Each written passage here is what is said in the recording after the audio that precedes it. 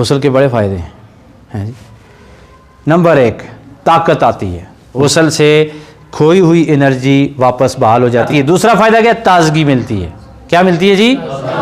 तीसरा, रूहानियत में इजाफा होता है। आप गुस्ल करके नमाज़ पढ़ें, आप गुस्ल करके जुम्मा पढ़ें, आप गुस्ल करके कुरान पढ़ें, गुस्ल करके तरावी पढ़ें, खुदा की कसम चस ना आई तो फिर कहना, इतना मज़ा आता है।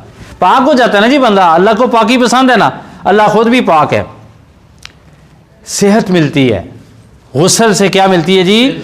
सेहत मिलती है, अल्लाह की मोहब्बत मिलती है। गुस्ल करेंगे तो पाक होंगे, जब पाक होंगे तो अल्लाह आपसे प्यार करेगा। शख्सियत में जाज़बियत और निखार आता है, शख्सियत में जाज़बियत और निखार आता है। सुबह जिस भी काम पे, मैं आपको ये बताऊं कि मैं टैक्सी चलाता था, हर रोज़ उठ के गुस्ल करके नए कपड़े पहन के वेस्ट कोट जूती पॉलिश करके जाता था।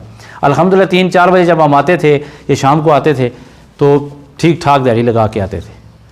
सुन्नत के मुताबिक आप रेडी चलाते हैं, आप दुकानदार हैं, आप होटल पर काम करते हैं, आप ऑफिस में बैठते हैं, तो जिधर भी बैठते हैं, जहाँ भी बैठे हैं, पता चले मुस्तफ़ा का ग़ुलाम बैठा हुआ है सल्लल्लाहु अलैहि वसल्लम, है जी। तो अखियाँ मलदा मलदा मतलब बाहर आवे। तो वो हमारे तो उस्ताद कहते होते हैं कि बाज़ार में दही लेने जाएँ तो कभी आम हालत में ना जाएँ। आपकी इज़्ज़त ही अपने महल्ले से शुरू होती है। पाक रहें, फ्रेश रहें, साफ़ रहें, अच्छे रहें।